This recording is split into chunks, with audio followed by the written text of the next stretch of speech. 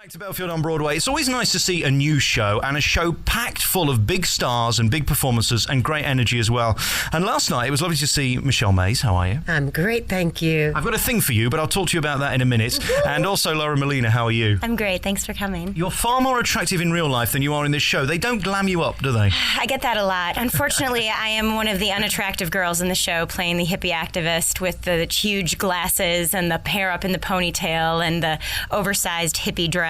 And unfortunately, I have to, accept that role. But I do double as a stripper in a couple of the scenes, so I do get to show a sexy side too. But I often get that when I leave the stage door. You're so much prettier in person, and I'm like, am I Clark Kent with what I put on the glasses and I take them off and I'm a different person? But what's great about both of you is you get to shine in this show, as all the performers do, really. It's incredibly high energy, and I fell in love with you, particularly with your part, because you're warm and just so natural at it. You were born to do this, weren't you? Oh, bless your heart, baby. Thank you so much. Yeah, I love the show. I've been with it for quite a long time, since 2005, so it has become my baby kind of sort of thing. But I love my role. Justice gets to start off kind of scary. You're not quite sure where she's coming from, and she's got a great arc because you end up liking her at the end. So it works out really well, and it's such a great cast, so I'm having a blast. The first thing that I noticed about this show is the demographic of people who are coming. You're pulling in people 30 years younger than every other show on Broadway that I've seen, which is so nice because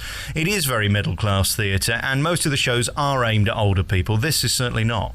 Well, absolutely. I mean, I think we fulfill a niche in Broadway that has never really been tapped into before. I mean, sure, there's the Mamma Mia audience, but with 80s rock music, there's such a resurgence of that now on the radio, too. So you're getting a lot younger audience, and the energy is sort of like a rock concert, even though we have a great story, a great, a well-written comedic story, dialogue written by Chris Lorenzo.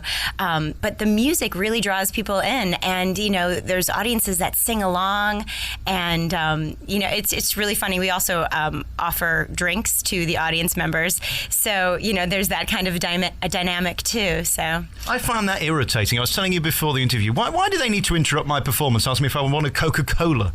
Well, maybe you had a Coke is a bad choice. Perhaps if you had a vodka, but that would have been better. But you're talking about younger people. We're getting people who have never been to the theater before, never been to Broadway before, and we're also getting older people who the 80s were their era, and that was the music they know. So we are getting actually a long and a wide gap of people who are included, young and old. So it's pretty exciting. You can see some white-haired folks just rocking out sometime when you look out into the audience. How does it feel when the spotlight's on you and you know this is your big number and we're all paying attention? Is that a nice feeling? Oh, it's a wonderful feeling, and it's a great part of the show. It's a little scary because there are two other numbers right before it that are like gangbusters, high energy, zappa, zoopa, zippy, and then things kind of quiet down, and then we do my part. And I always hear people coughing and choking, and I'm thinking, oh. But in reality, it's just they're getting settled and listening, and so it's a very powerful moment in the show. So I'm very excited to be singing a little Poison number, Every Rose Has Its Thorn, and it's just a great song. I love it. Do you really have to try to sing, or does it just happen? Well, it's so ironic because right now we're changing seasons, and the spring is coming. I don't know if you noticed, it's just been gorgeous out, and along with the glorious sunshine also come all sorts of new allergies in the air, and so the whole cast backstage, all sorts of wonderful phlegm and stuff is happening. So it's a bit of a special time right now, and we're all kind of getting over the winter blahs and welcoming the summer. But there are a few little irritants in the air. So I must say I was concentrating a little bit more singing-wise lately than normally. But I do think a lot of it's heart connected, and it's such a wonderful moment that I do feel like I'm singing from my heart, and so I guess it just does come sort of naturally. And what you've got, Lauren, is that thing where you raise eyebrows. We see you come on and we just think you're another blonde, pretty actress that does the job. And then you open your mouth and you've got this incredible rock voice that just blows people away. Were you born singing?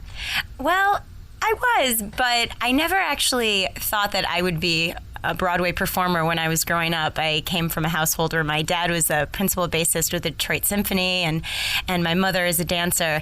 And so, arts came very naturally to me, and I play a bunch of instruments. I write my own music.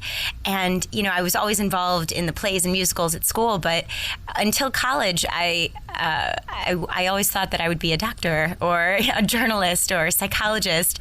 And then I found that studying, theater was what I wanted to do. And some incredible doors have been opened for me on Broadway. And going from my last gig, which was Sweeney Todd, and into Rock of Ages, I couldn't be more blessed with a versatile range of roles. But I love the fact that I get to belt out Pat Benatar, and it's exhilarating. You become a rock star with these audiences cheering, and it's nothing like real traditional musical theater or the typical Broadway show. So yeah, I don't know.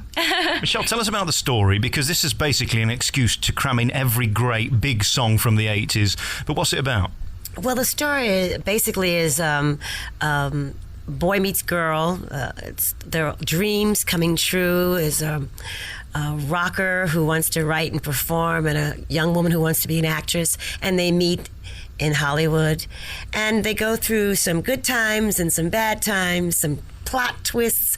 I don't want to give too much away because we want people to come see it. But let's just say through many interesting happenings, it all ends up pretty well. Mm-hmm. But I mean, it's a fun story. I mean, it's not rocket science, let's face it, but it is an amazing story that brings people so much joy. I got to tell you, when people leave the theater, they are on such a high. They're so excited. They're so happy. And in these days where things are kind of rough, finances are hard, the world is a little murky, for people to come in, sit down, and then 2 hours later come out smiling and feeling exhilarated and renewed and really genuinely happy is truly a blessing. Do you know what I mean? I feel very honored to be able to do that for people, and it's an exhilarating experience too, and very, very enjoyable. I think truly the adrenaline kicks in, and the audience response is a huge element to kind of build you up. But I think it's very important as a performer to take care of yourself and to drink your throat coat tea and just to keep yourself hydrated, and to try to get as much sleep as you can and rest when you're not on stage. And I don't follow that as much as I should, but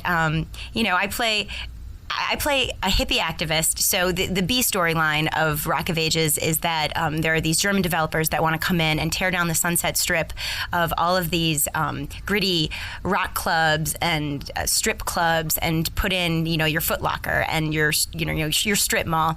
And I play the city planner who gets fired by the mayor, who starts a revolution to save the Sunset Strip. So it truly it truly takes everything in my power, down to my toes, conjuring up as much energy as I can to scream every night.